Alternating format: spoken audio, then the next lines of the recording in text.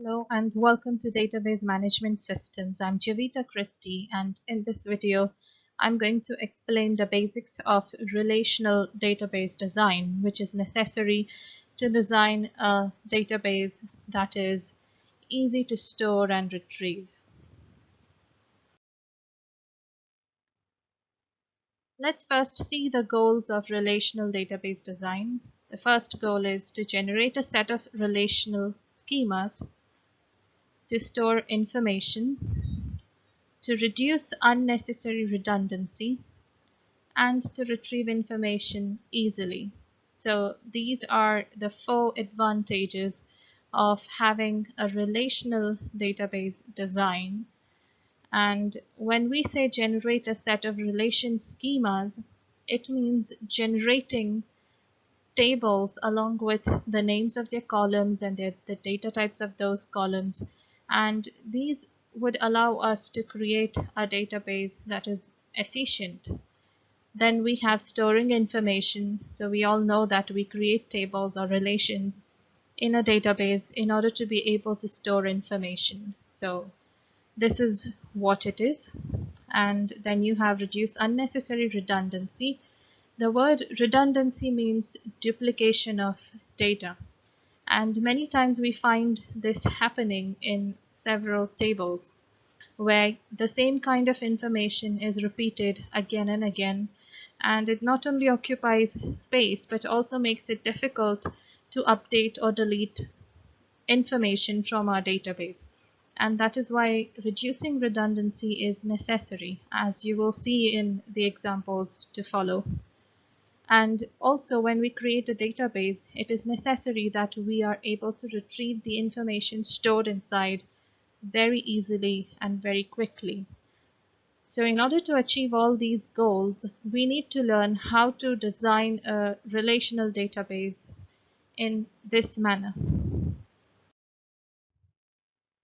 Let's now understand what atomic domains are. And this is necessary because if you understand atomic domains, then you'll be able to understand a normalization form known as the first normal form in DBMS. And this will help you to know how to design databases better. So what are atomic? A domain is atomic if elements of the domain are considered to be indivisible units. So this I've already explained in ER modeling before, an atomic domain. This is also a part of relational model.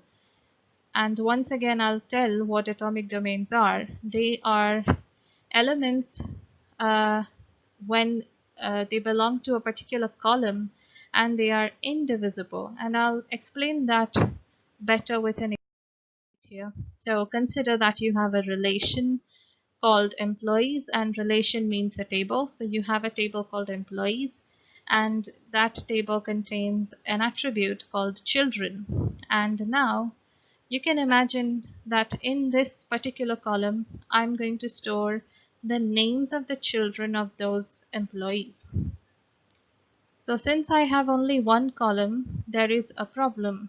What kind of data will I store? Somebody might have one child, so then I'd be storing the name of just one child. But what if somebody has two children? Then I'll be storing the names of two children. And what if somebody has three children? Then I'll be storing the names of three children. So this puts me in a fix because when I design this table, I'm going to put a lot of commas and insert names of several children. And this type of a domain is not atomic because it contains names of multiple entities. So in this case, we should design a database in such a way that we are able to store the name of just one child in one row and column intersection. So that's what we need to take care of when we are designing a database. Let's see another example of a non-atomic domain. Consider the attribute address. So this is very common in many tables, and It stores several things. For example, it can store the name of a city, it can store the zip code, it can store the area, it can store a house number, and it can store a country. So you can see that again I'm going to use a lot of comma separated values, and I'm going to store them under one column. And again, this makes my work very difficult, because when I look at it, it would be much wiser to store city as a separate column, zip code as a separate column, area as a separate column, house number as a separate column, and country as a separate column, instead of storing them all together under one column. So that is why this is also a non-atomic domain. So all of the domains that you see which do not have values which are separated by space and comma and which are indivisible units, they are all atomic domains. Now let's understand what normalization is. Normalization is the process of decomposition of relations to reduce redundancies and anomalies in the database. So here I'd like to emphasize on the word redundancies and anomalies, and also decomposition. So the word decomposition means breaking down one table into several tables, and it's not as simple as it sounds. And also the reason behind that is to reduce redundancies and anomalies.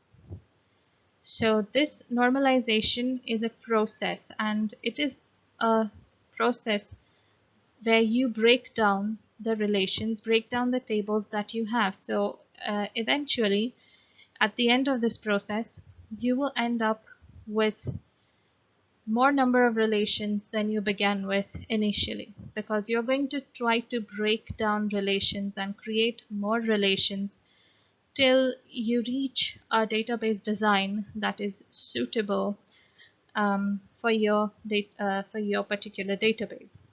And this breaking of tables is done to reduce redundancies, and I already talked about redundancies in the beginning of this video. So redundancies are where the data is duplicated, and sometimes unnecessarily. So to avoid that, we do it. Anomalies are a problem caused because of redundancy. So like I said, when you have a lot of duplication of data in your database, it becomes difficult to update or delete data. Functional dependencies. So let's go ahead and see what functional dependency. So what is a function? It is a many-to-one relationship from one set of attributes to another within a given relation. And if you have studied ER models with me, then you would already know what a many-to-one relationship is. But in terms of ER model, we study a many-to-one relationship between two tables. We do not study it between columns of a table. But functional dependency is something that is a relation between the columns of one single table. So remember that it's necessary for the columns to belong to the same table. Only then the functional dependency can exist. And it is also a many-to-one relationship. And we'll see with an example what that means. So consider this table right here. It contains 4 columns: S hash, city, P hash, and quantity, that is QTY. S hash means you can call it a number, so it is an S number. P hash is a P number. So S number stands for the supplier number or the supplier ID. P hash or P number stands for the part number or the part ID. And city, I don't need to explain, that is self-explanatory. And then you have quantity, QTY. So this tells you how much quantity was there for the given part. Now this table shows you the information about which supplier supplied which type of part in which city and how much quantity. So that is what this table tells you. And within this table, we need to find several many-to-one relationships. And usually within a table, you'll find many of such dependencies.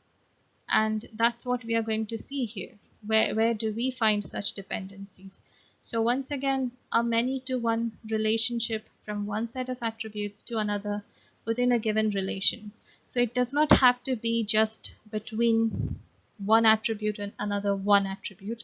It can be between two attributes, a set of two attributes, and one attribute, or it can be between a set of two attributes and another set of two attributes. So it can be between any number of attributes. You just have to form a set. And we're going to see that in a while. But right now, let's just try to spot and find out functional dependencies present within this table. So if you look at it, do you have a functional dependency going from S hash to P hash? To be able to understand that, you have to make sure that there is a many-to-one relationship. So that means if I pick a value of S hash from here, I should be able to find only one value of P hash for that value of S hash. For example, if I take S1, I can see that S1 is connected with P1. And if I take S1 again, it appears again in the second row, then I can see that it's connected with P2. So in this case, there is no functional dependency between S hash and P hash, because when I ask a question, when I ask a question, which part is supplied by the supplier S1, I'm getting two answers. So when I get more than one answer, then that means there is no functional dependency. Now let's look at it from the other way, that is from P hash to S hash. So if I ask a question, who is supplying part number P5, then I can see from this list over here and the list over here that there is P5 occurring only once, and it is supplied by supplier number 4. So that is all right. Next, let me check who supplies part P4. And again, I get the answer S4, and that's all right because only S4 is supplying P4. Now when I check P2, then I'm getting the answer that P2 is supplied by S4, is supplied by S3, and supplied by S2 and S1. So a lot of suppliers are supplying the part P2. So I'm not getting one single answer. So once again, this is not a many-to-one relationship. So what can be a many-to-one relationship? Consider the columns S hash and city. If I tell you where is supplier 1 located, what would be your answer? Your answer would obviously be London, because it is coming twice over here. And both the times it is coming with supplier 1. So I know for sure that supplier 1 is located only in London. If I ask you the question, where is supplier 2 located? And you'll tell me it's Paris.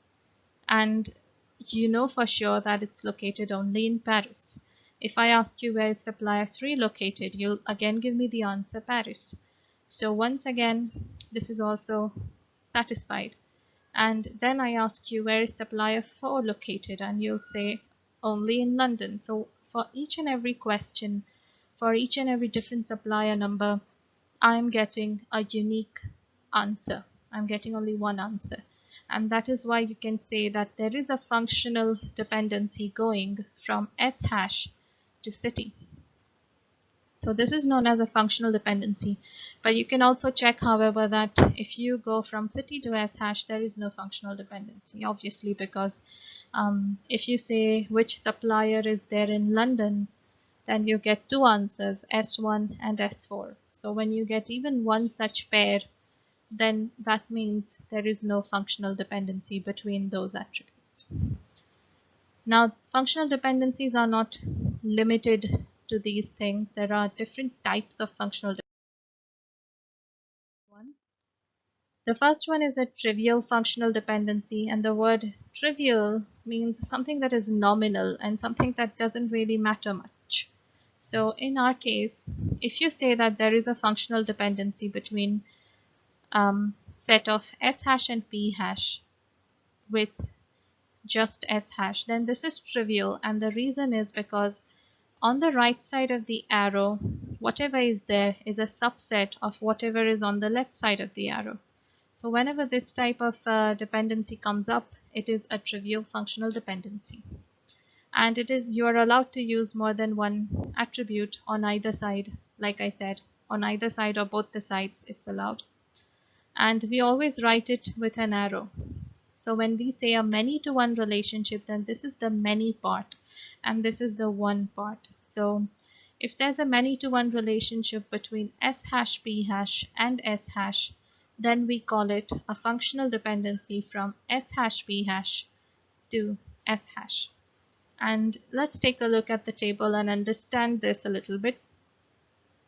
So you can see that there are two, that it's a pair, so you have to look at it in as a pair.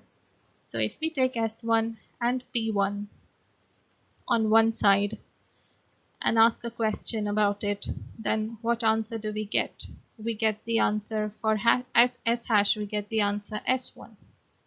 So for a pair of S1 and P1, we are getting the answer S1. And you simply need to check if S1 and P1 comes together again. Do you see anywhere S1 and P1 together again? No. So that is unique. Then you check S1 and P2, and with S hash it gives you S1, but that doesn't really matter because it's trivial. But you need to check if S1 and P2 are repeating. They are not.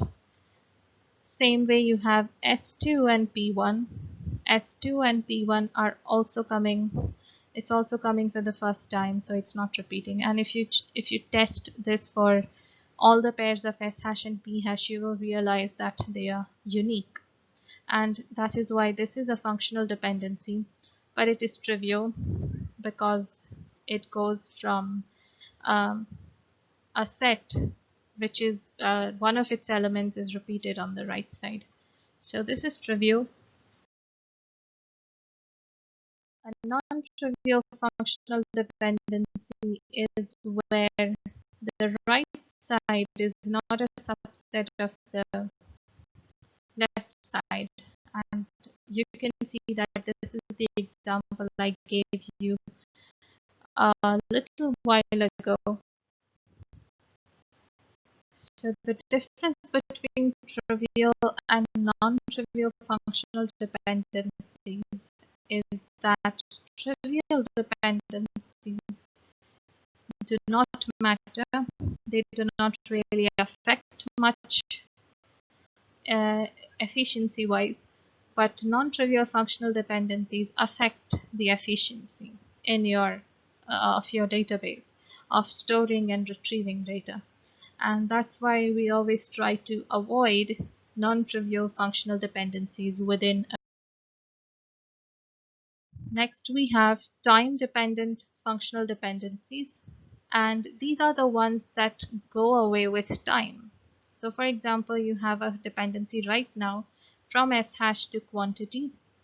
As you can see, S1 is associated with only 100, S2 is associated with only 200, S3 with 300, S4 with only 400. So this is a functional dependency. But we know that quantity is going to change. For example, it is possible that after a few hours, the supplier S1 supplies 50 more parts P1. Then the quantity here will become 150, and this dependency will no longer hold, because then when you ask how much quantity did supplier S1 supply, you will get two answers instead of one. So this dependency will be gone. So it's a time dependent functional dependencies, and most of the time we don't have to worry about it or do much about it. A time independent functional dependency, and one such example is S hash P hash determines city. Now, the fact that this supplier is located in this particular city, and because of that is supplying a particular part in that particular city, is not going to change so easily. We know that because It's not that a shop or a store keeps changing its location every hour. So that's not going to happen. So this is, we can call it time independent functional dependency. And you can see this over here and you can verify it for yourself. So this is all about the basics required to understand how to design an efficient database. And in the next video, I'll explain more about it. Thank you for watching this video and see you in the next one.